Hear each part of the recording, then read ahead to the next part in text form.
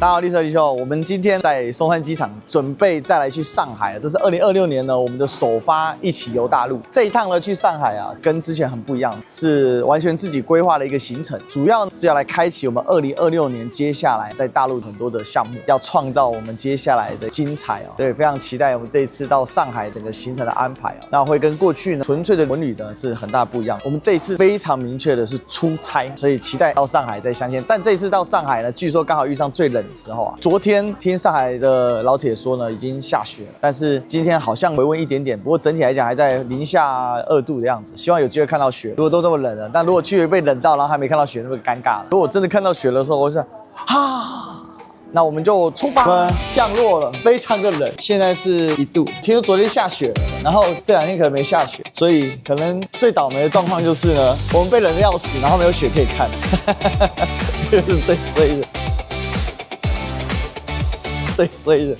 最衰的。我们终于到饭店的旅馆了。其实这个是重新再拍一次，因为我们刚才已经直播看过了。但我们这次住的还是挺不错的啊。我住的是双人房，小编他们这次住的单人房。但是因为这里是上海市中心，其实寸土如寸金，空间上我觉得还是挺舒服的。再来网路超好，连进电梯网路从头顺畅到。这个是绍兴酒冻，这在小龙虾怎么吃呢？剥开来啊，去壳。你的白衣服很危险哎。危啊，超危险。你要不要看一下那里面有没有那个兜吗？都会附兜吗？还是你有带那个 T 恤来？没有。我拿浴袍给你披好了。太夸张，带错了是不是？没有完全打开哦。可是它这边就这样啊，搓一下。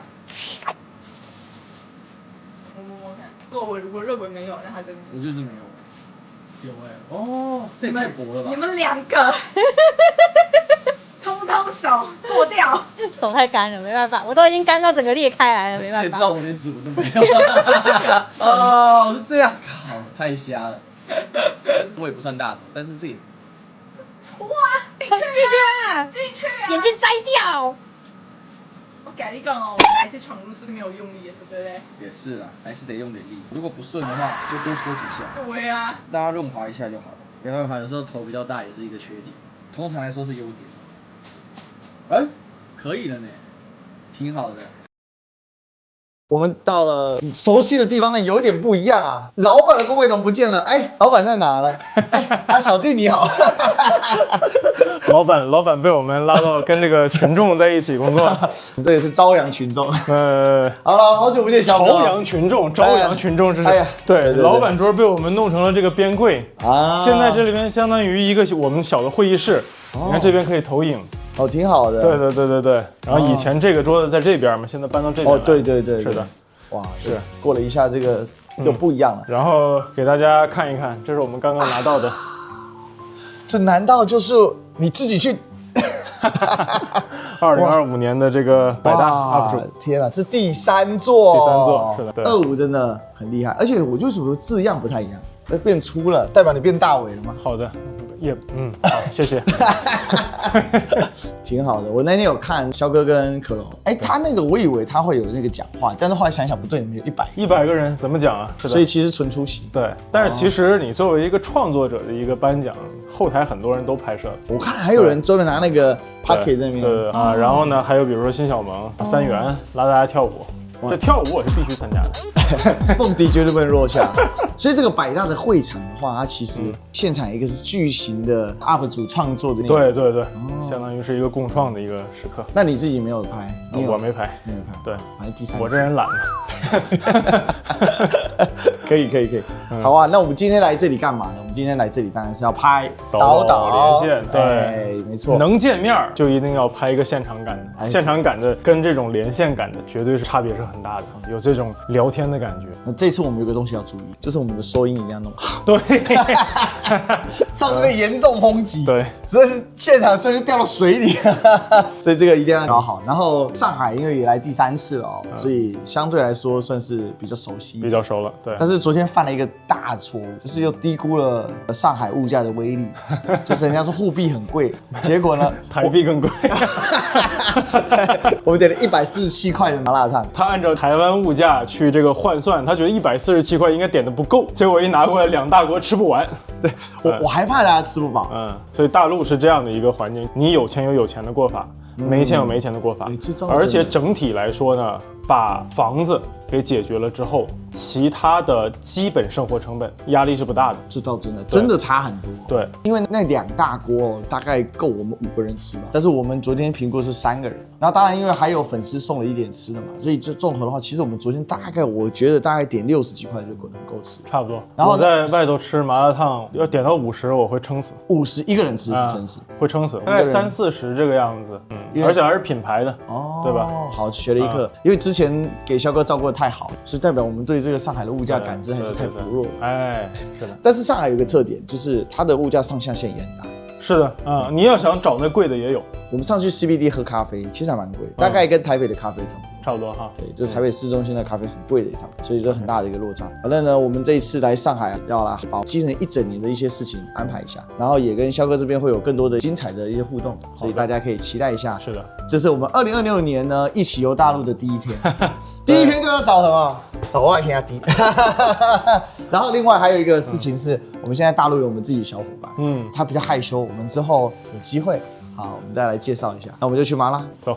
我真没有想到，今年贵庚了快38了，开始真的当38花一朵花。我们呢现在呢正在拆箱，这个是平原方舟呢，是我们约了他礼拜6早上在肖哥的工作室呢，我们要来拍一点店面的东西，然后寄了很多来，蓝白花纹格还没消化，就是会显得脸比较黑，因为我又不像肖哥的那么白。那是你上妆上的还不够，我还没有上妆。你上一点吧，不然一会儿那个灯往你脸上一打，脸又黑了，很死亡的。哎呀，那我这该怎么上啊？就这样挤出来一点，挤半泵。好，然后这样先搓开，这样子搓搓到整个，然后从鼻子开始，2个直接打开抹开，然后在脑袋上也抹开，抹到看不见。我们为了导也是很努力。掰了一个系数，那这样可以吗 ？OK， 然后压油，用，对，不，往这挤，我挤，好嘞，好。然后呢，打到那个 T 字区，然后呢，眉骨上面，这个东西都是你会凸出来的地方，灯一打就会反光。生平第一次体会，因为平常都是人家帮我画。OK 了，好了，这样可以OK。你看多简单，然后你晚上睡觉前用那个洗面奶一洗就行了。OK， 这样就行了可以了。好，学习了。哎，哇，好厉害啊，是吧？哎呀，一下就精神了。我的天啊，这太扯了，哇！现在当博主越来越辛苦了，而大陆过得太精致了，我们还没跟上这个速度。行吗？可以，3、2、1。大家好，我是来自宝岛台湾的历史哥黎修。大家好，我也来自宝岛海南的陪你一起看世界的王潇。欢迎收看视频播客《岛岛连线》。终于我们这一次能够录一个线下。大家好，历史哥黎修。我们今天呢在中共4大的博物馆，然后为什么是选4大呢？很多人说来上海就肯定去1大嘛，因为1大其实我们去过，在2024年12月的时候我们就去拍了，但是到现在还没有剪出来，我深切检讨自己，我们回去一定把它剪出来。然后我们今天请陈老师来帮我们做一些讲解跟说明，因为台湾人可能比较不知道几大是什么概念，所以我们今天跟着陈老师的脚步，我们好好看一看什么是4大。我们展现它其实是分为3个部分。那么我们现在首先看到的是第一部分时局形势，那么这一边就是为大家介绍中共4大它召开的一个历史背景。其实这个党代表大会的概念，今天国民党还是一样沿用，只是差别在名称的差异。像国民党到台湾，它就叫中常会。好，那么各位可以看上这一侧，在苏联和共产国际推动下，1924年1月，国民党1大在广州召开，确立了联俄、联共、扶助农工的3大政策。与此同时，新一届当选的41名中央执行委员和候补委员中，就包括有李大钊、毛泽东、瞿秋白等10名共产党员。因此，国民党1大的召开也是标志着第一次国共合作的正式建成。许多共产党员在国民党内也担任重要职务，帮助国民党改组、建立发展各级组织。在这边我们可以看到当时上海执行部部分成员的一张合影，照片中包括有5名共产党员。像最后一排左手第2位就是青年时候的毛泽东，从右边数过来第3位是恽代英，第1排左边第1位是邓中夏，最右边第1位那是项景宇，还有一位是在中间一排，右数第3个是王河波。可以看到当时很多共产党员都在国民党内也出了一个重要职务。当时的国民党上海执行部，它虽然是上海执行部，但它可以统辖苏浙皖赣沪4省1市的党务工作。它的权力范围是比较大的，这个党务工作也相当广泛。那么接下来我们可以看到这幅油画作品，就是第1次国共合作期间2党重要人物。我们可以看到中间是李大钊、孙中山，那么旁边还包括有陈独秀、毛泽东、廖仲恺等人。其实这里有个很有趣的事情，反而是老蒋在这时候还没那么重要。对，客观来说是这样的，因为蒋介石他地位得到飞升的话，大约是要在25年以后了。对，就陈炯明叛变。对，孙中山去世以后，他带领他身边的一些黄埔系的人，慢慢的那个地位获得了巩固。在国共合作期间的时候，孙中山先生身边还是以廖仲恺作为左派的代表，胡汉民作为右派的代表，再加上许崇智作为粤军的一个代表。您这边也可以看到，我们除了孙中山先生以外，对国民党方面最靠近画面中间的就是廖仲恺，因为他当时也是对第1次国共合作极力促成的人员之一。而且廖仲恺其实因为长期经营广州的同盟会、支会，所以他的重要性很高。而且孙中山非常仰重他。对，是的。所以之后也是在孙中山先生去世以后呢，也是经历了一系列权力的变动，那么再形成了27年、28年以后的一个政治。这个应该算孙中山最后的时光，差不多。那么这幅作品它反映的是国民党1大，也就是1924年年初的时候。那么孙中山是在25年3月份的时候去世。这个可以说是国共早期最融洽的时候，因为大家长还在。是的。为建立革命武装、培养军事干部力量，在苏联和中国共产党帮助下，1924年5月，孙中山在广州创办了黄埔军校。孙中山任校总理，蒋介石任校长，中国共产党也选派了大批党团员进入军校学习。其中大家可能最熟知的就是周恩来，他也任了黄埔军校的政治部主任。就这个老蒋跟周恩来当过同事，当然周恩来在黄埔学生心中有很崇高的地位，也是来源于此。没错，其实就当时的国民党内的位阶来说，周恩来还赢过老蒋。对，因为黄埔系中间也有不同的意见嘛，甚至毛的地位当时都比蒋高。在这一时期，蒋介石客观来说，他地位要比后面还是要低不少的。之后也是取决于孙中山先生，他也是为了制衡浙系啊，包括粤系各方面，所以有意的提拔了蒋介石。那么在之后的几年里面，蒋介石他也抓住了一些机会，所以地位得到了一个很大的提升。那么在另一方面，国共合作的实现，它也促进了大量革命群众运动的开展。例如农民运动方面，在共产党员澎湃的倡议下，1924年7月，中国国民党中央执行委员会农民运动讲习所在当时的广州举办。包括毛泽东，他曾经也出任过广州农民运动讲习所的主办人。那么在他这一届，人数也是达到了一个新的峰值。这其实也为之后毛泽东他参与和发起农民运动也是打下一个非常坚实的基础。对，而且当时毛泽东也做了很多对于实地研究的。对，也是的。那么我们再看一下这一边，在1924年9月份的时候，当时爆发了第2次直奉战争，而在10月份的时候，冯玉祥发动了北京政变，推翻了曹锟、吴佩孚的北京政府。在此之后，冯玉祥也电邀孙中山北上共商国事。同年11月，孙中山就接受了邀请，离粤北上，在行前发表了北上宣言。这边我们可以看到一份北上宣言的手稿，这个是孙的亲笔的。对的，是的，与最后正式版其实行文有一些差异，其中最为重要的便是提出了要对外撤销一切不平等条约，对内要扫除军阀，主张召开国民会议，争取国家的和平统一。所以是因为这样跟北洋政府很难调和。对，是的。不过其实我们也可以看到，这个时间其实是走到北洋政府将近末期的时期。这也是我们4大召开的一个背景，就是当时国内的一个政治局势发生了很大的变动。与过往几年来说，确实有一些差异。当时除了1大之外，后面几大它是有定期嘛？根据惯例来说，1大、2大、3大分别是放在了21年7月份、22年7月份和23年的6月份。那么大概可以看到，它几乎就是每隔1年，然后都是在每年夏天左右召开。但到了4大确实发生了一些变化哈。各位可以看到，我们4大是在25年1月份召开的，它其实相比之前来说间隔时间长了一些。同时，直到今天为止，4大也是唯一一次在冬天召开的全国代表大会。这一点确实是一个非常特殊的原因。我们可以先看向这边2份会议通知，其实会议通知发过2份，现在我们这边看到是第1份，24年的8月31号发出的，要求各地汇报工作，最后的签字中英是当时中共章的代名。可以看到我们发通知的时间呢，其实还是踩着夏天的结尾的。而半个月以后又发了第2份通知，在第2份通知中就分配了代表名额，确定了大会议案。同时我们可以看到，在第2份通知中是明确了一个拟定的开会时间是在11月15日，但这个时间最后也是没能如期召开的。那么这其中的原因呢，主要包括有3条。第一是国共合作以后，有大量的共产党在国民党内兼任了其他职务，工作量肯定更大，大家再找出合适开会的时间就比较困难。另一方面，第2次直奉战争是在24年的9月到10月，其实也就是涵盖了会的筹备时间，打得蛮激烈的，全国很大一片区域都陷入了战火，对当时中国的政治形势造成了一个剧烈动荡。这次其实战争对于整个北洋政府的影响是巨大，因为原本直系是最强的派系，就是把直系打瓦解之后，奉系到了中原有点水土不服，因为他控制不了河北以南的这些省份，再加上当时经费上遇到一些困难，这可能也是会议没能如期召开的原因之一。这边我们可以看到一张黑白照片，照片中这位老人是郑超林，在中共4大会议召开的时候，他是担任了会场向导兼记录员。那么这张照片是他在84年，也就是晚年重新寻访4大会址时，工作人员所给他拍摄的。寻访到4大2个关键地标，一个是他面前这条淞沪铁路，是。那么背后它的尖顶建筑是一座印度锡克教教堂。郑超林老人他当时就通过这2处位置确认了之后的这块空地，在以前应该是4大会址的所在地。哦，是这样，好酷。那么接下来我们可以来看一下我们对会议现场周边环境的一个场景还原。中间我们可以看到一个建筑模型，这块区域就是还原了当年召开中共4大会的广济运动场。那么这确实其实也是在上海召开的党代会的一个特色。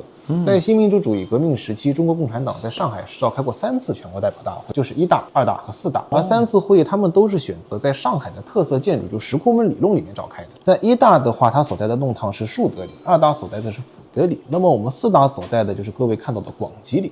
那么在这边我们就可以看到当时它的地理环境，这边就是我们刚才所说的淞沪铁路，那么这一个就是刚才所说的锡克教堂。它这块区域最大的特点，它是一块叫越界筑路区，就是由租界非法延伸到华界的一块区域。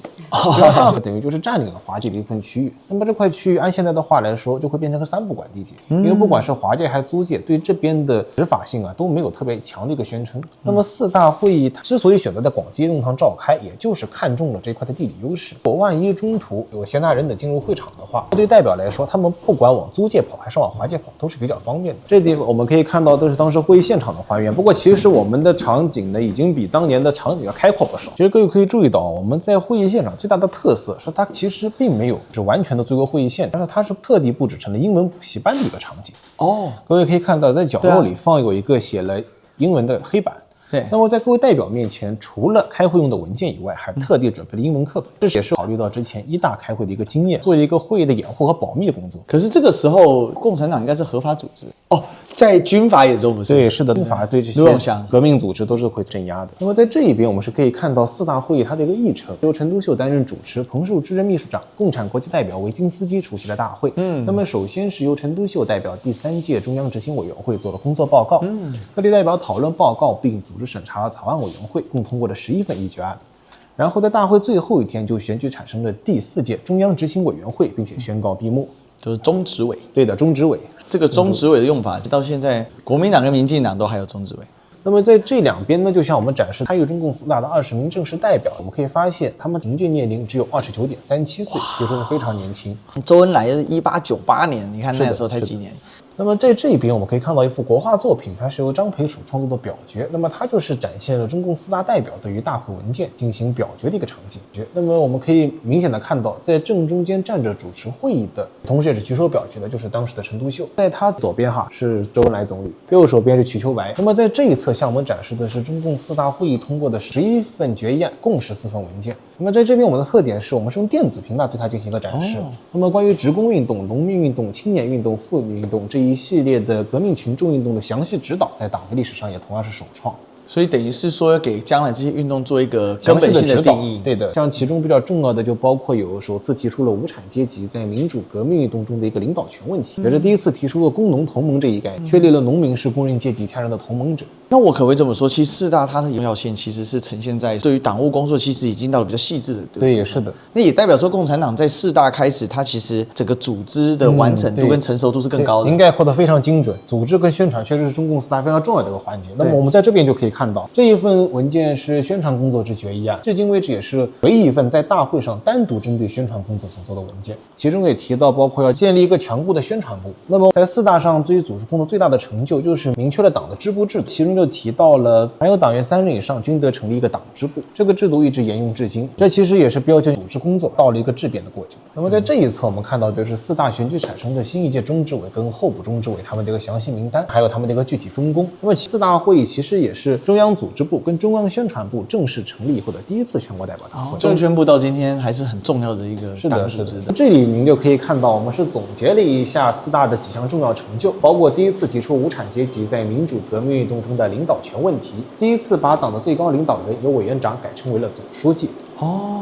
中共四大它也是初步总结了建党以来，尤其是国共合作以来的一系列经验，那么做出的各项决策，其实也是为四大以后大革命的高潮的到来做出了思想上、政治上和组织上的一个准备。所以总书记这个名称就四大就定下来了。对，是的。但是后来毛主席那是特殊称谓的。对，在建国以后，就是有一段时间经变化，改成了党主席，那么之后就改回了总书记。现在您看到的呢，就是我们的展厅的第3部分，发展与高潮。这边首先看到的，它是关于农民运动的一个介绍。因为在四大刚刚结束的时候，当时全国各地农会会员总数呢大约是20万。就在25年的夏秋，毛泽东他就在湖南地区通过杨开慧、李耿侯等人发动进补教师，开办农民夜校，是正式掀起了农民运动在全国发展的一个高峰。在短短2年以后啊，当时全国的农会会员总数已经上升到了900万人。哦，900万，哇哦！太惊人了。这也是在四大以后逐渐认识到了农民是中国革命它的一个重要环节。所以其实这里有一个很有趣的现象，因为我们一般以为是说，当毛泽东取得了领导之后，对农民运动才开始真正的重视，这一点没有说错。但是其实早在四大的时候就有一个根基在，只是说这里面一直有路线之间的争夺。因为这个苏共的话，他比较重视的工人运动，但是在中国因为工业发展的广度不够，农业人口还是占了绝大多数。因为除了农民运动以外呢，在四大上也统一了全党的思想认识，推动了工人运动的发展。1925年2月的时候，上海有22家日本纱厂工人因反对日本资本家打人和无理开除工人，要求增加工资而进行了罢工，参与人数高达4万人。最后是在党组织的指挥下取得的胜利，与日商签订了罢工协议。那么这一事件就是被称之为2月罢工。可惜的是好景不长啊，在短短3个月以后，日商就撕毁了当时签订的罢工协议，停工关厂，对工人进行一个反扑。因此在5月15日，工人领袖顾正红就带领工人冲进工厂，要求复工并发放工资。但在交涉过程中，日商是向工人开枪镇压，打伤10多人，而顾正红他身中4弹，伤重身亡。哇！那么顾正红案也就成为了五卅运动最为重要的一个导火索。在5月30日的时候，有3000多名学生和工人在南京路公共租界进行反帝演讲示威，但是英国巡捕开枪镇压，造成了13人被杀害，数十人受重伤，轻伤者不计其数，震惊中外的。那么在五卅惨案发生以后，陈独秀立即主持召开了中共中央紧急会议，成立了行动委员会，发动3罢，即为总罢工、总罢课、总罢市，抗议帝国主义者对中国人民的屠杀。在2天以后，上海总工会也正式成立。在中国共产党领导下，这场反帝爱国风暴迅速席卷了全国，参与人数高达1700万人。哇！那么五卅运动也是中国共产党第一次登上了全国性的舞台，这是全国工运发展的一个重要的脉络、重要的节点。那这面我们展示的是省港大罢工，它是在25年6月份的时候爆发在广州、香港地区的。省港大罢工在世界工运史上也是持续时间最长的一次大罢工。历时近16个月，在政治上、经济上是沉重打击了英帝国主义，但它其实也是在国共合作一个背景下的，因为我们可以看到，广州当时也是国民党的大本营，是，所以省港大罢工，它也得到了共产党方面的组织、国民党方面的财力，双方结合起来之后，发挥出了很大的一个效果。这当时就是所谓杀鸡惨案。在此之后呢，为了推翻帝国主义支持的北洋军阀的反动统治，在1926年7月，国民革命军就正式出师北伐，在不到半年的时间，就基本消灭了北洋军阀吴佩孚宣传方的主力。但这个很有意思，打倒帝国主义这样的用法，到了后来国民党就比较少用了。他不敢说否认，因为孙中山对打倒帝国主义是念兹在兹。是的，就是理论水平没得到进一步提升的一种体现吧。所以从共产党角度会批评国民党具有资产阶级的一个软弱性，因为当你脱离群众路线的时候，那你就会更加的倚仗资本家嘛。是的，所以国民党里面资本家的影响力还是很大的。比如说孔宋蒋家族的结合，它其实就是一种资本家跟执政者之间的结合。那其实也是一种典型的一种右翼的发展路线。对，所以说国民党左派在斗争中的一些失败确实比较可惜。所以为什么宋庆龄先生后来是留在了大陆发展？对，我个人认为他也是觉得国民党与他心中所想的孙中山心中的革命路线渐行渐远了，反而是共产党更像是继承了革命衣钵。对，所以人家就说在台湾，因为受国民党史观影响还是比较深嘛，所以说有国父无国母，所以这也是老蒋正当性的一个缺失。不过他也很聪明，他跟宋庆龄的妹妹结婚，我就用覆盖法。对，但宋家三姐妹内部的这个政治倾向有很大的差异，这是另一个问题了。我们最后这边看到的是上海工人第3次武装起义的一个场景，紧接着北伐战争，迎接北伐军进军上海。那么在1926年秋至1927年春，就在上海进行了3次武装起义。前2次起义因为准备不足，也遭到了军阀的残酷镇压而宣告失败。那么在第3次起义前夕，也就是吸取了之前2次的经验，是成立了起义的最高指挥机关特别委员会，有陈独秀、罗亦农、周恩来、赵世炎等人担任委员。是直到1927年3月21日，上海80万工人进行总同盟罢工，旋即也就转为了第3次工人武装起义。在30小时的激战以后，彻底推翻了北洋军阀在上海的反动统治，建立了民众选举产生的上海市民政府。那么这其实也是中国共产党建立的第一个城市政府，有一点巴黎公社的味道哎。是的，也极大用的工人的力量。当时上海产业工人占了全国将近1/3的数，因为上海是真的工业比较发达。对，这边这幅作品就是展现了当时作为军事委员的周恩来在起义爆发以后亲临前线，靠前指挥，带领工人纠察队在淞沪铁路天通湾站伏击围困敌军。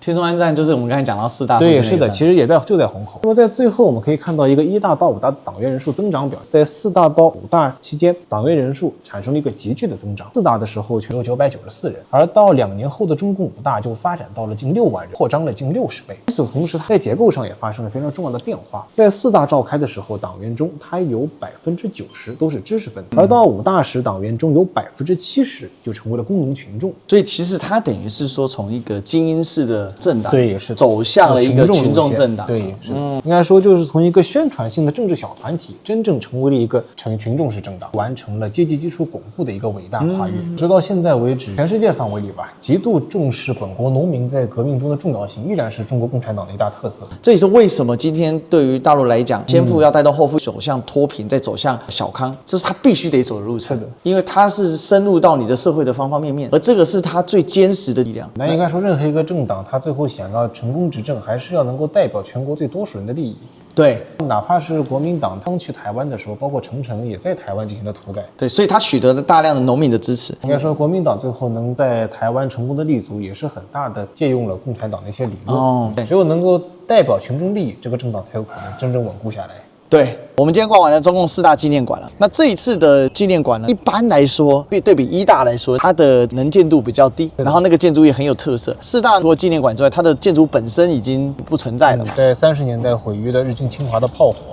原来他也扛了炮火挂掉了，因为他当时在公共租界里，所以就不像租界那么安全，所以因此也才有了80年代需要重新寻访绘制。那另外我有一个很深刻的体会，这个4大给予历史的一个转折跟它的能量的注入，其实是远超过我们一般的外部观察者。从4大开始，这个节点相当有意思哦。国共力量，我认为根本性未来的逆转，当然逆转必须通过军事的力量来呈现嘛。但是我觉得在理论的基础上，4大共产党就逐步越走越远，而且发展出自己独有的体系，也奠基了后来的遵义会议上为什么土洋之争最后是本土派获胜，因为4大之后已经强力的去发展了群众运动这一块。4大它也是对于建党以来，尤其是国共合作1年以来，它比较总括性的一个思考。对，然后因为4大后没多久，国民党的领导人孙中山就走了嘛，对，2个月以后，所以等于国民党后面的理论家的部分就比较弱。我刚才也跟老师聊了一下，国民党下一次能够对理论进行彻底的实践，认为是到了台湾之后就是搞土地改革。对，至少也就是陈诚去了以后。对，陈诚，然后再到后来蒋经国做行政院长的时候，他发展理论基础，所以这个其实也帮国民党保留了今天在台湾的元气啦。那这个也会显著的影响两岸接下来发展。所以你看以古鉴今，以今看古，你就会看得更深刻。其实，在某一个时期的历史分叉，它的积累是很明确的。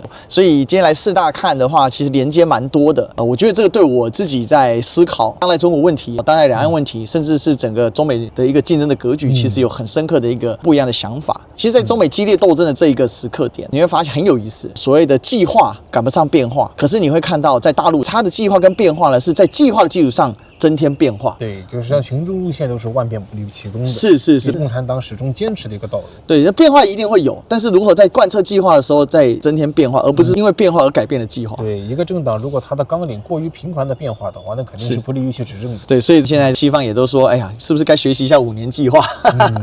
确实有部分国家他们也对中国共产党的很多政策也有一定的学习，也确实取得一定的成果。对，但如果未来能有这样的走向，也是我们比较希望能看到的。还是希望世界人民大团结万岁。是的，世界人民大团结，对，一起加油。我们就再一次谢谢陈老师。好的，感谢您，感谢您，谢谢，太精彩，太精彩。好，这个是孙中山的朋友赛。广州那边只能说按照他住的那样，做了一个云母纪念馆场地，而我们这边就在我们隔壁的故居，才是孙中山和宋琦真正住过的地方。而您现在所这多只是文物馆，文物馆是孙中山他以前隔壁邻居房子改建的。你看像这张照片，这张照片是孙中山的全家福。孙中山他是出生在1866年的10月12日。这张照片当中，那边蜀会区第3位，这位就是他的第1任夫人，叫卢慕贞。最前排就是他们的孩子，长子孙科、长女孙妍和小女儿孙婉。这个都是卢慕贞的孩子。对，当中这位是孙中山的母亲，她姓杨，所以尊称为杨氏。这个中间是孙梅。对，孙梅她是很早就去往檀香山，非常勤奋、刻苦、努力，所以当时也成了当地的一个农场主。所以她后来也可以用大量的资金来支持孙中山领导革命。这个是孙中山一开始在香港西医书院读书和同居们的合影照片。经典的4大扣。对，没错。其实4大扣有5，但是第5个没留。像您一看到这一套，就是他行医时候使用过的医疗器械，这个是国家1级文物，是非常珍贵的。这是原件。对，这个都是原件。哇，宋庆龄还精心保存下来的，真的是只有来到这里看得到孙中山行医的原件，这很罕见。因为孙先生后来多数时间都在救国，我做一个历史系的，我还真没有看过这一套。哇塞，挺有感觉的，而且这在其他地方没看过，全中国就这么一套。后来他领导革命的人呢，先后共发动了10次的武装起义，最后是1911年10月10，就是我们大家熟知的1911年的辛亥革命，推翻了统治中国长达2000多年的封建王朝。而您看到这个就是当时湖北军政府印刷明告示时候使用过的印模。辛亥革命的时候，第一个是在武昌起义。那武昌起义的时候，其实革命党人早就已经协调好，新成立的政府要叫中华民国政府，但是推翻之后找了李渊宏来担任军政府的领导。当时第一时间成立叫中华民国湖北军政府，等于是中华民国它虽然是个地方政府，但是它第一个。所以为什么说武昌首义，逻辑是这个样子。所以为什么会把双十节10月10号选为中华民国的国庆日，它是有它的一个逻辑。这是孙中山1912年1月1日南京就职的时候，《申报》刊登他就任为大总统的这个报，上面是当时当选的一个票数斗方，候选呢是有3位的，孙中山呢是以16票高票当选，就破解了台湾绿色的名嘴都乱讲，是有人推黄先生当时先接任，先生说孙先生没回来他是不会动的，所以后来就变成那个首任临时大总统是孙文，临时副总统就是李渊宏。这里我一把就是孙中山当时在1917年广州救人湖海陆军大营税的这个指挥刀，这个指挥刀也是我们馆藏国家1级原件吗？也是原件，也就是照片当中山手动杵的这一把。大元帅这一张照片，据说是唯一的戎装。我们去了孙中山大元帅府，当时看到的那个照片的，他那一只随身的配件，这是原件呢！我的天，惊人啊！这个是当时他南下护法的时候，凯奇军舰上面的一个公差证，进美文上岸。对的，孙中山呢，他非常的悲痛，亲自前往灵堂去致哀，所以这就是他收藏的照片。陈清美我们之前也聊过，也是蒋介石的大哥，当时因为孙文有一个最大的政敌，来自于他们自己同盟会内部的文章，跟他不是对干，同盟会支离破碎。他后来据传了，但是很多人认为是这个样，清美就找了蒋中正去对曹成章进行刺杀，他以为是刺杀。我有一个特色，暗杀风气很新盛。到上海孙中山故居的史宏写了2本非常著名艺术，一本是反映他思想体系到孙文学说，还有一本反映中国湾经济规划的书，叫做《实业计划》。这个书它整个书都是用英文写的，它不是空谈，它有对于整个国家的开发，还有一整套它的想法。其实这些很多想法，今天在两岸都得到一定程度的落实，像是建设北部大港、中部大港、南部大港。那在大陆当然就是天津港、上海港、广州港，在台湾以前是基隆港、台中港跟高雄。那这个被蒋经国在台湾做了一个落实。那是民国时期民众家里面存放纪念银柜子，上面以中华民国纪念银币这几列。铁血18星旗其实就是当时武昌首义的时候，代表内地18省，或叫汉地18省。主要是因为当时的革命党人有一些人认为，既然跟满清人切的话，那我们汉地顾好自己，至于你们就自己想办法，所以叫铁血18星旗。孙先很早期的时候是驱逐鞑虏，恢复中华，创建民国平均地权。但是后来这个想法很快他就改变，创建民国五族共和，所以就有了这个五色旗的用法，这个很罕见。是他当时正总府宋庆龄的，所以上面有个夫人惠尊。老蒋担任过的侍卫长，这就是我们去大元帅府的时候，他们后来被陈炯明炮击的地方。这个是孙中山他的中山装，但是这个是根据馆藏的复原建构。最好玩的是他的大口袋，这个大口袋随身可以放小册子，或者是他的一些笔记书籍，随时可以拿出来看。因为以前没有手机，所以你看现在多幸福。另外，这个是他亲自设计的，所以就叫中山装。后来这类型的就变叫改良中山装，但它有很多种形式。民国建立之后，孙中山的粉丝们都很喜欢穿它类似的，但是各有一些不同的。比如说毛泽东后来的毛装也有受到孙中山形式的很大影响。那也有人说，那其实就是一种改良中山装。所以整体来讲，今天的在官场它的装扮，其实你也是可以看到有这样的一个风格的一个存在。记得24年我们去过中山陵，对吧？这个是中山陵的，然后我们那时候我们是走到牌楼这个位置，再进去就是在它的这个中山陵的大殿上面。然后这个呢，大家一定很熟悉，这个应该是它的原始的样稿，就是说它先做成这个样子，后来才去放大到它那个原件的上面。这很有意思，我刚才第一时间以为是微缩展示在这里，就原来它是原件，失敬。中山和宋庆龄他们伤是在1915年的10月20日日本东京解封的，所以这当就是他们结婚1周年的纪念照片了。在大元帅府看过复制件，今天终于得见这个原件，这保持状况非常的好。在脚还有他们的英文签名。孙文跟宋庆龄的话，在家喜欢讲英文，因为他们其实都是属于小留学生，所以这英文其实已经等同是他们的母语的使用的等级了。毕竟他们原本的家乡话他们不太一样，他们自己在家里面讲英文，沟通上会比较快速，所以他们登记的时候是在日本。您看的这一套都是他们在日本生活时候会用日式餐具，这也是由宋庆龄精心保持一下。不然真的很能保存，因为他们中间其实经历过很多磨难。后来去了广州，就是被陈炯明炮击什么，所以这些东西它有些就是先留在上海寄存。对啊，没错。大元帅府那边留的东西比较少，区别因为他们真正意义上是生活在这里。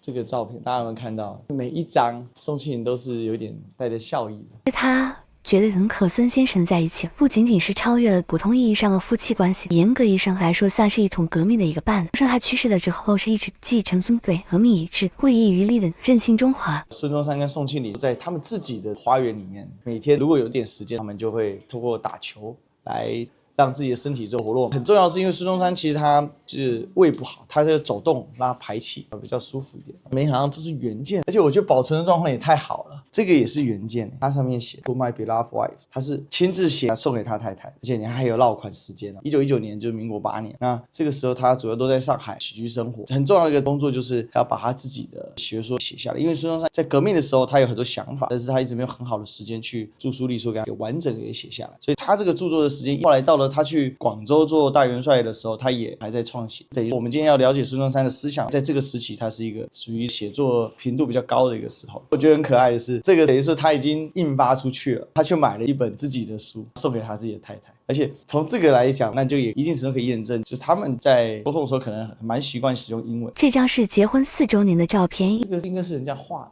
李大钊到上海跟孙先第一次见面，没有临时留下照片，所以是请艺术家画了一个能够反映当时场景的油画，就是在谈国共。后中共中央他召开了一个西湖会议，共产党员会以个人名义加入国民社，所以之后李大钊都是专程来到了我们这个上海与孙中山进行会谈。会谈很重要，因为当时中共是李大钊跟陈独秀在领导，所以李大钊来的很重要是来洽谈这些合作的一些细节的。据此有说法，因为孙文那时觉得共产党的这些年轻小伙子特别有活力，他就问李大钊说说你们这样的一个年轻人有多少？他说我们都是这样年轻人，所以说太好了，都加入。因为他想要把整个当时国民党的组织给活化起来，因为国民党一直有个问题是他组织的能力比较松散一点。其实这个松散到今天我们还是看得到。那中共虽然当时创党没很久，所以他党组织小，但是他读书分子政党，比如说到4大的时候有900多个党员，但是他有80都是这种知识分子，那他就需要他们来把国民党的整个组织给盘活，让他呢能够更好的把这个党做一个组织改造。因为他一直认为组织不够严谨，是没有办法发挥他这应该有的一个战斗力的。监察院、行政院、考试院、司法院、立法院这个架构到今天台湾还在用，所以后来为什么张君迈他们写宪法的时候要写成五权宪法，就是因为孙文学说里面的一个要求。这个是中山舰，它原本叫做永丰，当时就是陈炯明叛变，他炮轰总统府，其实就孙中山大元帅府。第一个是孙夫人流产，第二个是因为军舰来了，他赶快上舰去躲避，并且用军舰回炮轰当时的陈炯明的部队。当然这个事情一直要到东征的时候才解决。其实东征的阵亡将士纪念碑我们也去过，就在南京，在无量殿那里面。另外一个是有一个人在这个事件当中算是后来得到很大的一个加持，是谁？蒋中正共赴国难来参观孙中山故居。这个是孙中山跟他的夫人宋庆龄女士共同居住最长的时间就在这边，里面包含前面的文物馆的原件真的太丰富了，其实蛮震撼的。因为大家也知道学历史的人看到原件总是特别的有感觉。我刚才第一时间看到他的那套医疗器材的时候，我就起鸡皮疙瘩了，因为在其他地方是真没看过。也看到了里面的文物完全的是按照他们当时居所的一个样态，因为根据馆方的说法，宋庆龄女士她是很有意的把孙中山所有的文物都恢复，而且重点是当时日军来的时候他们撤离，就把这些文物就交给了民间的友人亲友继续收藏。等到日本战败之后，他又把它重新的再收集起来，按照他原本居住的样子跟样态重新再把它给布置回来。所以我们可以看到里面呢所有的东西，包含家具甚至连枕头都是原件。老实讲，我们逛了这么多的馆这个应该算非常少见的，也可以感受得到孙夫人她对于孙中山不管是她的怀思、她的意志，还有她后来对于革命的坚持。大家也知道宋家三姐妹其实在民国都扮演相当重要的角色。宋靄龄就大姐，她嫁给了孔祥熙嘛，后来做了行政院长。宋庆龄是二姐，嫁给了孙中山。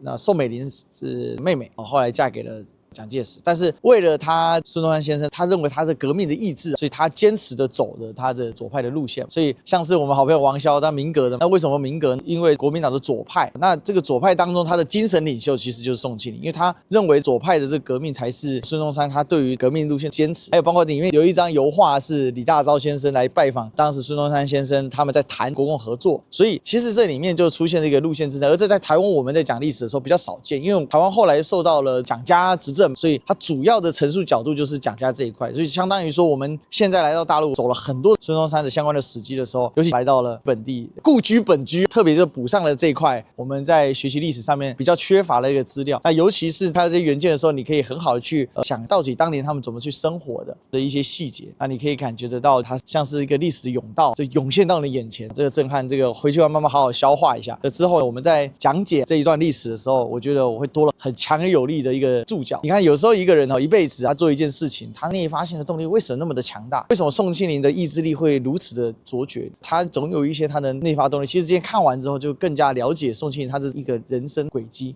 我觉得也是对于台湾目前在研究历史上面对于宋庆龄这一块比较少，那我们现在来看，其实也补上了我们对他的更多的一个认识。所以很开心我们今天能够来到孙中山故居。我觉得昨天去4大就已经学习到很多，今天到孙中山故居还是学习到很多。上海还是一个很了不起的城市，真的太多文人雅士在这边，特别是孙中山故居感受是很深刻的。当然因为这个馆藏的关系，所以我们没有办法在里面进行直接的摄影，但大家当然也要珍惜，因为能够留下来，但真的是了不起。所以这更重要的是什么？你看到我在那边报道，你一定要亲自来走访一次，你保证震撼。所以欢迎大家，如果来上海，千万不要错过我们孙中山故居，还有它的文物馆，真的会让你很有领略的。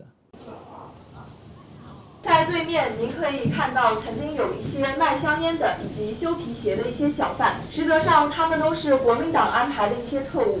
现在就您所对面看到的这栋建筑，曾经的马思南路98号上海妇孺医院，楼上的窗口处晃动着几个人影，他们窥视着整个中馆，也监视着整个上海中共代表团的一切活动。大家可以观察到，周恩来的生活十分简单朴素。在他床上的被褥是当时办事处所统一分发的，在被褥的右侧还有一个陪伴了周恩来整整26年的小皮箱。周恩来平时只穿布衣布鞋，只有在接待外宾的时候才会换上笔挺的西装以及皮鞋。办公桌上有着一份周恩来携李公朴、闻一多2位爱国民主人士的悼词。这2位爱国民主人士先后在昆明遭到了国民党特务的暗杀。闻一多就是在西南联大被枪的，当时他儿子护着他，但是闻一多还是身中多枪被打死。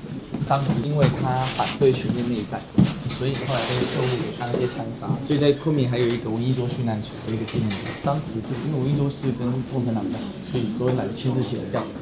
那在2楼的拐角位置有着一个中管工作时所用的电话，他曾经的电话号码为71775，但是后来也被国民党特务所监听了。那现在您所听到的声音就是老式油印机在工作时发出的响声。整个2楼为外事人员的办公室兼卧室，这个房间就是乔光华以及龚鹏夫妇的办公室兼卧室。左侧的展陈柜中展陈着一些物品，比如说这是邓颖超使用过的铜镇纸，还有华岗戴过的格子围巾等等。那华岗也曾经担任过上海工委书记一职。工委就是指工作委员会，比如说之前我们是有聊过台省工，台湾省工作委员会，那就是吴石他们当时台省工被攻破了，所以1800多人被判共刑，所以就是所谓的白色恐怖。这个房间是陈家康、李维汉的办公室兼卧室，但后面未开放的区域曾经是一个花园阳台，在花园里面种植一盆菊花。当菊花在的时候，就代表着中管一切安全；当菊花撤走的时候，就代表中管有了危险。那它是一个办公桌，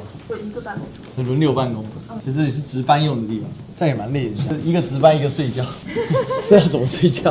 整个3楼就是临时工作人员的集体宿舍，在这里原本没有设有床铺，所以临时工作人员只有在这里打地铺用作休息。随后我们可以关注到我们对面的这样一张中国代表团驻沪办事处撤离的大事记表。在1947年的2月28日，中管被敌人封锁包围。在3月1日，中国代表团驻沪办事处召开了最后一次党支部大会，随后这里的办事处就改做了联络处，之后的工作就由董必武同志来接任。这间房间就是董老的办公室兼卧室。董老把一些条件很好的房间让给了临时的工作人员，而自己就住在这间冰冷潮湿的房间中。在您的左侧，这张床是董老的夫人以及孩子所睡的床。在当年，他们一家5口都住在这间小小的房间。5个人啊！对，哇！1946年的5月，国民政府还都南京，同时中国代表团在上海积极筹设了驻沪办事处。后来因为国民党阻挠，于是在1946年的5月16日，以新华日报职工宿舍的名义租下了上海的马思南路107号，也就是今天的思南路73号，作为驻沪办事处的营业用房。这栋建筑就是我刚才在就职阳台对面提到过的马思南路98号上海妇孺医院了。办事处设立不久，国民党特务机关就在大门对面的98号妇孺医院内设立了秘密的监视点，日夜监视着中管的一切动态。所以中公馆的人也知道他们被监视。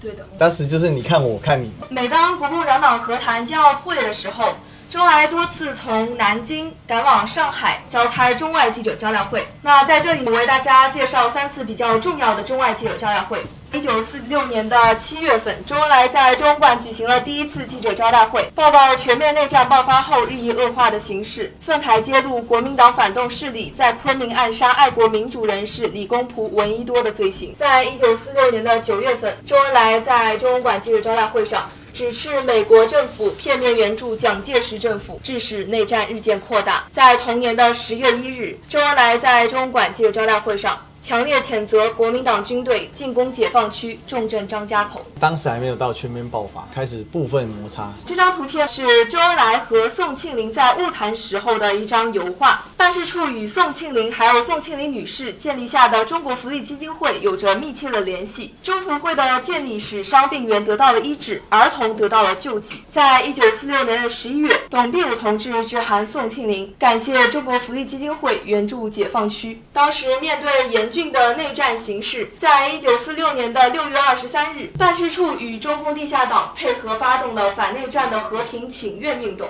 那这段视频就是当时的请愿影像，在当时请愿代表出南京下关火车站的时候，就遭到了国民党扮演的难民的强烈的殴打。这张图片就是周恩来慰问受伤代表马叙伦的照片，在他旁边的这位女同志，同样是本次请愿运动中受伤比较严重的雷杰琼女士。在我们左侧所陈列的大衣，就是周恩来在国共两党和谈时穿过的大衣，他先前为周恩来的侄子所纪念，后来被留在了中文馆中。哦，所以是后来整理中文馆的时候发现了这件大衣。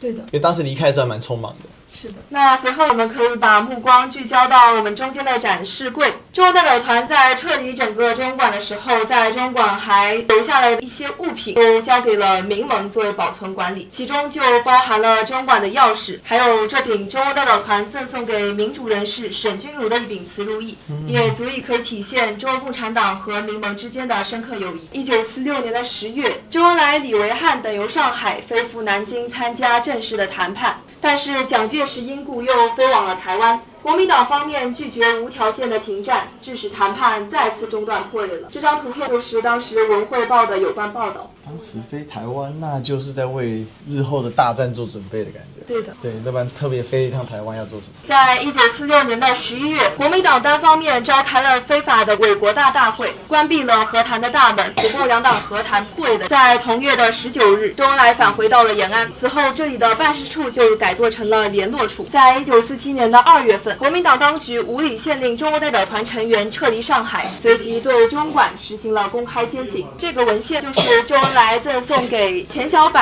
主编的一封政协文献。我们可以看到，在这个文献上面写着“为了真和平而奋斗到底”的字样。1947年的3月份，董必武同志率领中共代表团成员由南京飞返了延安。这张图片就是董必武在机场与送行的国民党人士等人的合影。中共代表团从设立到撤离以来，虽然只有短短的10个月，但是在周恩来、董必武同志的领导下，创造性的开展了一系列卓有成效的工作，赢得了各民主党派、各界爱国民主人士和广大人民群众的信赖和支持。他们的崇高精神也将激励我们为实现中华民族的伟大复兴的中国梦而奋勇前进。那以上就是我对整个上海中公馆的全部讲解介绍。感谢您的聆听。谢谢。周恩来在知识分子的心目中，他的地位是非常高的。唯一可以比肩毛泽东的，如果说从初始一代，就是周恩来在有些人的想法里面，周恩来甚至超过毛泽东，是因为在不同的视角。因为周恩来他是一个学识非常丰富的，他其实是留法回来的，所以他的外文能力很强，他英文、法文都通。而且在共产党成立之前的共产党工作小组，周恩来的地位是非常高的，仅次于李大钊、陈独秀的存在。后来毛泽东可以在遵义会议上位当中，其实周恩来的支持是非常重要的。周恩来还有一个特色，因为他本身是知识分子嘛，所以在文革斗争的时候，他庇护了很多知识分子。那有时候如果情势比较严重，还请示一下毛泽东，让毛泽东去帮忙协调一下。这也很有名，两弹一星。1964年10月16号，第一颗核弹。1967年第一颗氢弹，1970年发射卫星，1964年第一颗核子弹爆炸之后，基本上就正式宣告中国成为永和国家。之后，为什么1971年2758决议文，台北会失去了联合国的代表席次，变成由北京，很大程度也是因为当时中国有了底气嘛。尤其进入1970年代对美国很不利，因为美国人的越战打得一塌糊涂，苏联又强，当时油价高涨，所以两弹一星其实成为很重要的一个底气之战。而且重点，两弹一星是在1959年中苏交恶之后他自己走出来的。另外，所谓的三线建设时期，把这些核子工业也往西南的地区去带，历史名场面，尼克松访华，这里面课本已经学过，这个是很经典的，两个人敬酒之后，3个公报一部确立了，一中3公报就到今天对台湾的影响还是很大的。这张经典的周恩来，这个应该算是20几到30左右的周恩来的基本的一个印象，就这样，就浓眉大眼，很帅。周恩来也算蛮动脸，他的面相基本上大概2个时期，像毛泽东的面相的变化比较大，老蒋变化也很大，有头发的老蒋那是极其罕见的，老蒋几乎都是以光头式，因为他秃头秃得太早，所以我觉得蒋万安很厉害，他头发很多，很明显这不是家族遗传。对耶，蒋经国也没什么秃，那要不然就是家族没有遗传。更不该讲。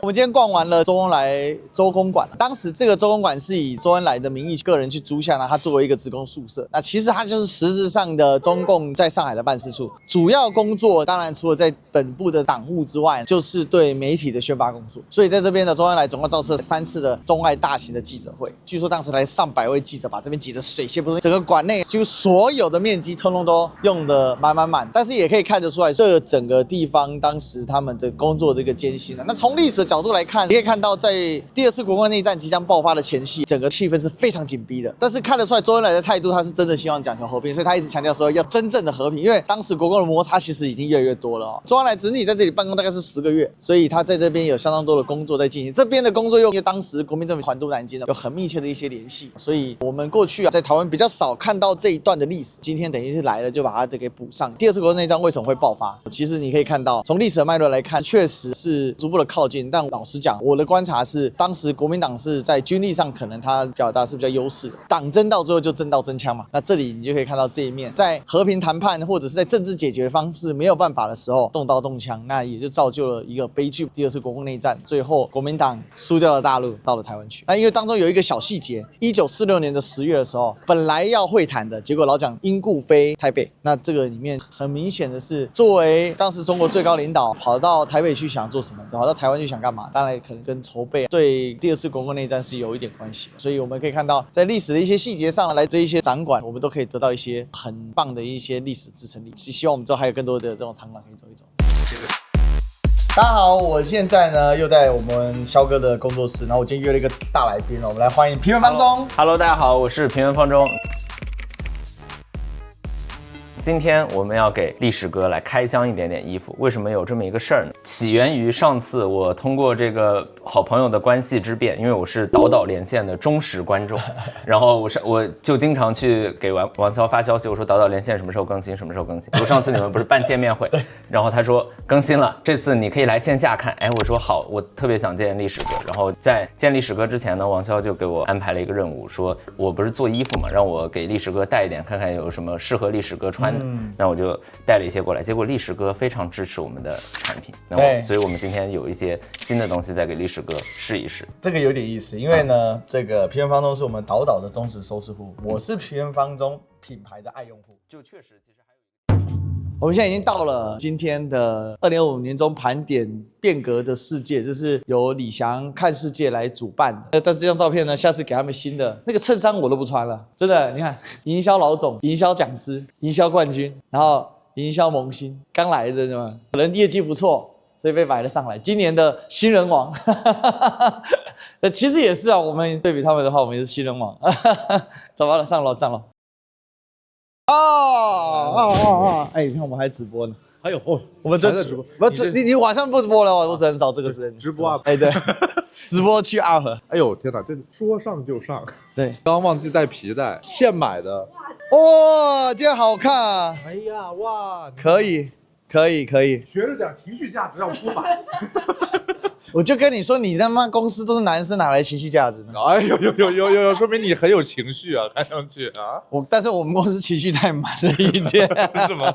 我有看过你直播的时候会被他们给 diss。怎么回事？对，不，台湾的员工跟大陆员工的逻辑是不太一样，所以我们现在加的男生是加入大陆员工。我今天特别约了平原方中，时尚博主，他今天送我新衣服，今天特别穿来给你看。你为了这个活动专门找了一个时尚博主给你打造了你形象。哎呦喂，嚯！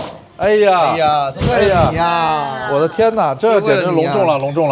你看我连小方巾带出来了，很合身啊，你这个。来，换我给你背。哎呀。是吧？可以，挺棒。这是为了你这个换了一身新的，主要是因为有王潇在，所以我们有点就必须得把这个衣服得穿上，要不然的话我们穿的很随意。他每次一来，那西装笔挺能过来，搞不好他今天穿帽 T 也是不是？我天哪，他如果要干这种事情的话，那真的我俩 diss 他的上面人神共愤。对，哎呀，恭喜啊，百大 UP 主啊！好，谢谢。哎呀，这可以啊，这啊，你这个什么就可以？莫名其妙的，啥这玩意儿，整天搞得好像地下党街头似的。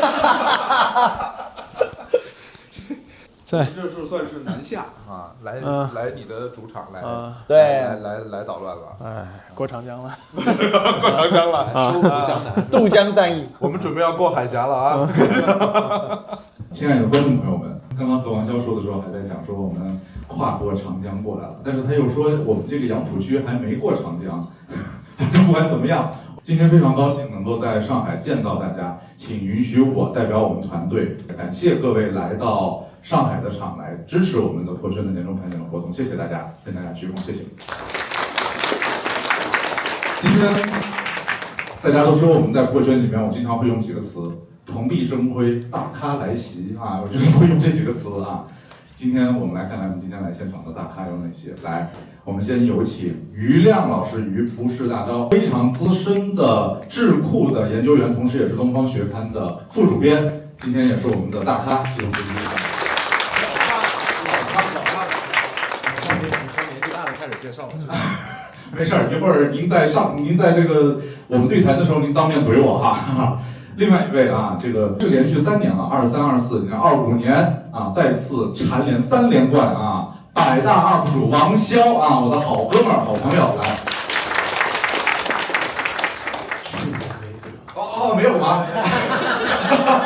哎呀，这真是，那是平台的损失。首先恭喜啊，百大 UP 主。还有我们来自宝岛台湾的李一修历史哥，也是好兄弟啊，我们的对岸的朋友。非常开心，我和历史哥有一个北北对谈，然后历史哥和王潇有个岛岛连线。今天我们在现场，我们准备干一次北岛对谈，有请一修和王潇，我们上台一起来聊接下来的有趣的话题。咱们能做这个椅子？你要坐这椅子吗？这个椅子不舒服，腰有点对。这个时代下年轻开始腰不太舒服，不太好吧？人家就是敢于提出来。其实我刚才腰也不舒服。那你不说，你拿出告杆子来。来，我们先有一个特别有仪式感的一件事情，我们给大家看一下，今天专门为这个环节做了一个背景板。好的 ，OK。我们那不对啊，那北岛对谈，你下面怎么是北京、上海呢？对啊，这个你们我们今天又办完一次见面会，还是老地方。对，但是这次是寄生在李翔身上，叫你再办还是轻松点。是的，对，这挺好玩的，因为这次有于亮老师，所以分担了整体的工作。我有个很深刻的感受是，上一次炮火从我身上过来。有点扛，今天感觉是大家认识也多了。这次很多其实基于我们平常谈论的内容，我觉得挺好的，所以好几个好像都是针对我们2个来发问的，所以这也代表说岛岛连线确实很有成效。对，相当于是我们在这个节目里在不断创造我们的一些叙事，因为我认为如果说我们今天有个主题，就是如何创造一个叙事。对。而我们的这个节目在不断的发展的过程中，也有自己的一些叙事的特点，我们也制造了观众里面的一些叫做黑话也好，热词也好，然后慢慢的我们这个节目也就转起来了。有这感觉。岛岛的一个经典的结尾是如何转到两岸，把两岸跟国际跟整个世界的脉动联合在一起。但今天其实很有意思的是，今天两岸真的提的比较少。可是，在更大的这个国际，其实我觉得就是的一个未来更好的面向。它慢慢的会从解释现象到如何的串联现象，到最后如何一定程度推测现象。今天很多人在问接下来怎么走。还有一个是，我觉得今天我们在讨论是如何离开西方叙事窠臼。今天好几个休息题的陷阱啊，我觉得都问得非常的好。其实我都觉得说，不用去否认西方叙事，但是可以基于这个叙事讨论它的叙事。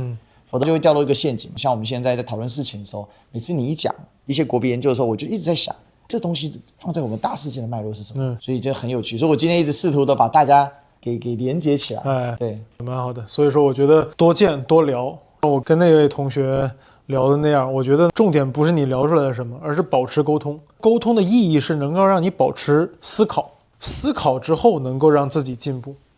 不在于说我们最后聊出来了什么东西，是，所以我今天很感谢这次李翔办这个活动啊，我想真的还是非常的有意义的。咱们台盟是一个是台湾人士组成的，基本上是1945年在台湾有户籍的一些台湾人士，是到大陆来以后，有的是求学，有的是工作，就在大陆留下来。我们现在台盟应该是中国民主党派之一，我知道政协8大民主党派，对。共产党是一个亲密的合作伙伴。当时1947年在香港组成的时候，成立背景主要目标是什么？我的目标还是为了要两岸逐步统一。那他加入台盟，他有什么限制？在大陆有居住身份的一些人士，也就是说，1949年之前就到大陆的，或者是及其后代。对，意思跟你本省人啊。对，我是外省人，他跟我们反过来，我们是从大陆到台湾去，他们是从台湾到大陆来。因为那时候有一大批的台湾人到大陆去嘛，很多是为了抗日，也有一些经商的，也有求学的，还有一批是比较尴尬的去满洲国的。这是一个历史的一个错字啊。对，其实因为当时日本人在推所四角贸易，就是说日属朝鲜为满洲国，台湾就说四角贸易。当时因为满洲国的问题，它需要大量的中层官员。可是当时在满洲并没有足够能够讲中文的，所以就从台湾调了一批这一种知识分子去，而且主要他也不想要让台湾的知识分子在台湾搞事，所以就训练了一些官员就到了满洲国去。那有一些他们当时提早离开满洲国，有些就到大陆去。大陆比较包容，你看我们外省人到台湾现在被欺负啊，台湾省级的到大陆现在人家供着了。对，而且我们会有一定的政治身份。确实啊，因为其实台盟的初始的很多成员，他是真正的本省，也都是大家族，反而因为家庭不错的，他有一些爱国使命，所以他们抗日的不少。其中李伟光是比较特殊的一个，对，他原名是李应章，台湾200事件的农民运动发起人，当时对抗日本人，因为日本人的压榨太过分，跟林献堂他们那群人有点左右之争。当时台湾的文化抗日有一批以蒋渭水为首，他相对的不那么左，对，这个有一批走到工农运动就偏向左派。这位你看一下，陈明忠先生，台湾最后的政治死刑犯，他最后是在上海养老过世的。有意思，这个现在在台湾的学术研究中比较缺略的一个，因为基本上国民党不太把资讯给公众化，对民众一般有的不太了解。台盟、台办他们可能不太理解差异是什么，对，那其实是差异很大的。台盟成立了6个创始人，参加了第一次政协，都是算当时台湾的左派人士。台盟应该是以左派人士组成为主，而且党派的第一要务就是参政议政，所以这个就是他们当年参加全国政协啊什么的时候留下的合影。真有意思。你看，9月21号，其实当时中华人民共和国中央政府还没正式宣告成，政协是在这个之前。他其实代行人大之治，对，1954年以后才有人大。因为最开始的时候，政治协商会议它其实是跟国民党的国民大会是做对抗的。因为当时国民党进行国大会议的时候，国共已经不好了，等于说国共第2次分裂，那当时就把共产党跟比较有共产党的相关的这些政党就排除在外。所以我们那天去逛四大的时候，四大上面就写叫做为国民大会。为什么会有这样的说法？就是站在中共的视角来说，你国民党找你自己的友派擅自召开的，你然后后来就开始打国共内战。所以跟其他党派不一样，我们还在做一个是对台工作。多年来，尤其是两岸相不通的时候，我们很多对台的广播都是我们台湾的盟员去做广播的，用闽南话跟对岸联系。所以等于说，在改革开放之后，就针对台胞多做一点工作。一个两岸的交流活动，还有一个就是服务好身边的台胞。时光花园90年代这一片，我们叫市民里。解放前专门集中居住的一个地方，当年的伟光医院、北新书局、市民银行及名人故居等印痕就发生在这一块。李伟光呢，他是1934年到了上海，因为在岛内他领导了著名的20蔗农事件。因为这个事件，他被日本殖民统治者迫害，抓进去坐牢了。在他坐牢的这8个月期间，他的父亲生病去世了，家里还发生了火灾。等他出狱的时候，面临着家仇跟国恨。但是即使是这样，李伟光出狱以后，他始终不改初衷，一定要反抗日本殖民统治。也是因为这个原因，那么日本殖民统治者还要继续去迫害他。所以过年的前夜，他接到了一个线报，他说你要赶快逃了，不逃可能就又要被抓进去了。所以说1932年除夕，他跑到了厦门，后来在厦门开了一个神州医院，很快就与中共的地下党联系，他就在厦门入的党。他这个神州医院就作为了地下的联络点，也开展了一些地下的工作。但是很快这个神州医院就被破坏，后来就逃离了厦门。1934年辗转反侧，他就到了上海，开设了诊所。后来因为他有戒烟方，医院就开始起色了。起色了以后，原来的医院就不够用了，之后他才在这边找了一个地址，所以最后他的伟光医院是落在这里。知道了，在这个过程中，他一直是希望能够找到党组织的，所以说他当时认识了一批台湾青年分子，主持了一个台湾革命大同盟，并在报纸上发表了发起。后来被我们的中共地下党看到了，就主动去跟他联系。当时的联系人叫做吴成芳，那个时候正好是在抗日时期，所以说党组织就依托他伟光医院开展了很多的抗日地下工作，包括印抗日宣传的册子、报纸，因为他自己又是医生，这又是医院，他还帮新四军运送了很多药物，还有一些医疗器械。另外，林伟光还懂日语，所以说他其实还从事了情报工作。林伟光他的神州医院生意是非常好的，后来又不够用了，所以到41年的时候又开设了一个疗养院。另外，抗日战争胜利以后，他担任了台湾旅后同乡会的理事长。那个时候台湾光复后，很多在东北的台湾人，他们就要从东北回到台湾。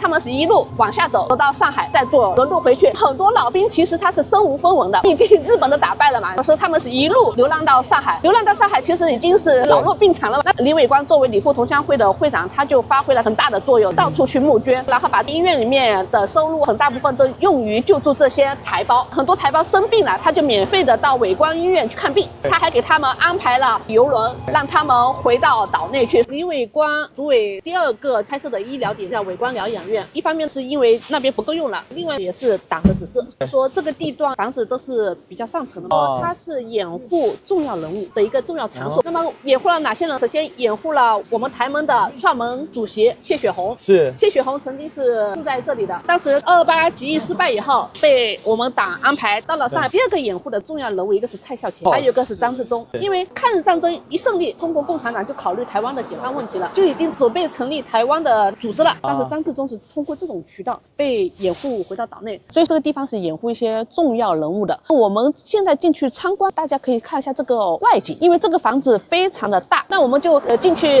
看一下。这边是还没有对外开放的各位，对，就带大家来拍一下外看一下。这个光照就很有民国时期的味道了。民国在后期的时候，大概这种光照的这个造型是很常，还有包含它的白色的一个外墙的立面跟这个这样的涂抹，你看这个也很好玩，这个跟一般民居的一个布置又不太一样。这个应该是铜的，你看这个或者是木头的。它这里还做了一个阶梯，到它的庭院里面去。上面还有一个顶棚，它还蛮重视透风跟采光的，因为据说那时候除了拿来掩护台盟的人士之外，还有一个很重要的是拿来做戒烟场所。因为我一个浅薄的见识，他做一些透风的，因为吸鸦片烟的人到最后他就蜷缩就是躲在房子阴暗暗角落，他就让他晒点太阳，另外让他通气。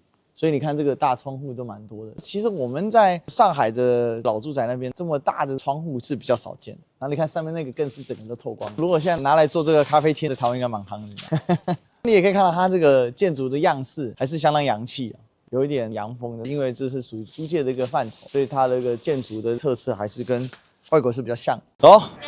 去张园，这里算是上海很繁华流行的地方。今天有一个小伙伴 ，Hello， 大家好，可以叫我毛毛仔。对，我是他自己有频道，对，我在上海生活啦，所以有时候也会讲一些在两岸之间一些生活的感受。我蛮喜欢上海这座城市的。几年来到上海的？来10年了。好，这迈入第11年了。对，差不多，所以蛮习惯的。大部分整个青春岁月都在上海。当初为什么会来到上海？其实跟我爸妈有点关系，我爸还蛮喜欢上海的。你爸的祖籍是哪里？江苏，那江苏离上海很近，但是我们是苏北啦，其实那边靠山东。上海这边有一个特色，我觉得蛮不错的，它有一种中西融合跟古今融合。你可以看到它很多这种老建筑，还蛮漂亮。YouTube 上面8、9那人喜欢说什么上海这种都是封杀什么外国文化，什么打压这种。上海其实很洋气的，对。只是现在上海人穿的比外国人还流行。对，这边就张园了。看到了张园，上海、苏州这种地方，很多那种当年的那种名人，从明清开始到后来的民国，都有很多有钱人，他们就买一块地在里面盖这种园林的。这个张园，它现在说是个商店街，对，里边还有写厚德载物。厚德载物，这等于是复原的吗？对，上海这种叫石库门建筑，就是它的一些老的建筑，它这个等于是全部都整建过了。对，是蛮漂亮的。像这个还有卖鞋子的，对，很 fashion 的，很 fashion。上海我刚刚说有很多这种中西融合、古今融合的元素，就是这样。你在上海那么多年，应该都基本都逛过了。对，这个地方其实我逛的还稍微少一点，因为它现在很现代化、很商业化。我更喜欢另外一个叫愚园路，它那边很多历史的人民街，像是什么，可能台湾的朋友比较多知道的是，比如说杜聿明，最近很火吴石。还有像同盟会的元老何遂，他们都是住在那边，甚至连那老外，还有大陆当年的一些共产党比较有名的人，像陈独秀都在这里。所以人家说一个上海就是半部民国史。对，当时民国真正定都在南京的时间并不多。你看这个，真的是民国留下来的。对，上海人就很喜欢这种老建筑的风格。这是民国留下来的东西，民国老建筑很有魅力，还蛮漂亮的，说真的。它这边算是法租界的外围了吗？算，其实法租界蛮大一片的，这个就很标准的民国式建筑改建。民国租界的风格就是很像外国建筑，但是它又没有那么纯正的外国。你看它的那个点，其实有点像我们的砖瓦房，但是它有这个圆顶，还有它的立面的建设，就是标准的西式建筑的样子，就是一种文化融合的。但它主要还是偏西式了。来看一下沪币是什么感受？一位1888人民币哦，人民币1888多少钱啊？大概9000多吧，在1万块，差不多。这边有一个台湾卤肉饭，三妈臭臭锅58元一锅，贵了。三妈都这边都变精品了嘛，它修复的真的是挺不错的。是的，其实我有时候都在想，它现在这个产权应该是属于政府的吗？而且上海在私人产权这块维持的还是比较好，比起内陆地区的一些省份，当年在收归国有的这个过程当中，土地收了，但它产权收不了，因为有一些社会惯性，你把整个上海收了，那还得了？而且当时还牵涉到民族资本家的问题，人家帮你抗战还是什么的，然后你把对，其实抗战当时民族资本家捐了不少啊。而且很多其实是挺共产党的，所以他们当时就没走。这个你不要拍，你看这里有那个标语，拍了就被骂。为什么？他后面就写万岁，中国共产党万岁。我觉得很有趣的。你看他就有人在那边刮，为什么要刮这样？这代表说新中国成立之后，它应该几经了一些变革。是啊，而且上海是资本主义最核心的地方嘛，思想还是没有那么统一，所以你就可以知道说，共产中国革命成功这个事情，它其实是一个很宏观的历史角度，它对于近代史的发展是影响太巨大。现在大陆人第一，他几乎全部都错，看看你能不能指出重点。深坑臭豆腐，深坑是什么？深坑在新北市。新北，有概念，不错。好，再来。新竹有。新竹不对，杨某可以啊，不愧是地中海专家。地中海离这也有点远了。对，只要在海边都是海。新竹在哪里？新竹在台北附近。对，台北、新北、桃园就是新竹。再来，我们随便找一个。澎湖绝对不对。澎湖不对，我靠近大陆。你们这个观念，台湾是这样：基隆、新北、台北、桃园、新竹、苗栗、台中、彰化、云林、嘉义、台南、高雄、屏东、台东、花莲、宜兰，中间有个南投，就是多山这样。宜莲，这里应该是澎湖、金门、马祖、北港是云林，北港差不多，其他但是应该要在这边。但是不差不远，只是这个真的是这个，我个人猜测他可能请大陆小编做的。不要什么都怪到大陆上。那我们这一趟逛这个 City Walk， 因为这一次唯一一场就到这边结束了。我们可以在这里收尾也不错，因为超大星巴克跟超浮夸 LV 的旗舰店，真的把它做成旗舰，真厉害。我觉得很不错，因为我们其实一般出来走很少时间，好好稍微逛一下 City。我现在这一次几乎没有什么时间逛，因为太忙碌了。但是今天有这个机会，来体会一把上海在地生活，尤其刚才小毛还带着我们到处走。我想他在这边住10年，他其实了解的蛮多的。那其实上海就是这样子，它有非常洋气的一面，非常现代的一面，非常古典的一面。它是全部融合在一起，会蹦出很多不一样的滋味。当然，上海的物价确实不输给台北，这个大家也有可以体会到。之后我们应该还是会有机会再来上海，但2026年第一个一起游大陆行程给上海，我觉得相当值得。那从上海开始，我们航向星辰大海。那明天我们就回台北了。那今天在上海行程基本上告一个段落啦。那我们就聊到这里。我们准备要来去登机了。那现在呢，在上海虹桥机场的 T1， 待会上去就回台湾了。这一趟是2026年一起游大陆第一趟行程，首站选上海，当然是第一个来会有兄弟王骁，我们也做了一期非常精彩的岛连线。在我讲的这个时候，我们已经播出去了哦。第二个是我们做了一期由理想准办的见面会，非常的成功，互动也非常的好。第三当然是来做上海的一些文旅行程。那上海这边的文旅行程，这一次去看了几个很棒的点，一个是师大的纪念馆，还有孙中山的故居，去了几个在过去我们称之为台省宫，就是在大陆的共产党或地下党分子，他们当时在上海，他们的负责人叫李伟光，这等于是在补足一个我们在了解国共斗争从大陆斗到台湾，包含白色恐怖这些事情的一些史实的一些探查。其实我最近做了很多红色史迹，目标是希望理解国共斗争当中到底为什么国民党会在这一场里面失败，所以这次确实学习了相当的多，而且得到了很多很珍珍贵的一些历史的一个现场跟资料，我有很多的想法，这对以后我们在针对这段历史的论述跟分析的时候有非常实打实的帮助，也可以对未来两岸的问题，我们可以提出我们自己独到的一个见解。我想这是非常棒的一个地方。当然这一次还有很多好朋友来找，好也来协助，包括我们的 City Walk 等等的，非常的棒。感谢这一趟所有帮忙的好朋友，也感谢来跟我们不管是台面上台面下来给我们见面打打气打打招呼的好朋友，这一趟非常的圆满跟精彩。2026年能有一趟这样子开始的一个行程，我觉得这也昭示着2026年的一起游大陆系列会更加的成功，相当于是 Season 2了。其实我们 Pre-Season 季前是2024年那2次 ，Season 1是去年从8月开始的7趟，那 Season 2就从今年这一趟开始，那之后大概会维持1个月，去1个礼拜左右的时间到大陆来，还是到处各省去看一看。上海大概还是蛮多机会会再来的，因为毕竟现在在上海啊，我们开始有一些合作的计划要往前推进了，所以也期许接下来更多时候在上海街头也许跟你相遇，也期许我们可以在线上有更多的交汇，也支持我们按赞订阅加分享。那我们就一起游大陆，我们就下个系列见，不是下个，是一起游大陆，我们就下一趟行程相见，拜拜。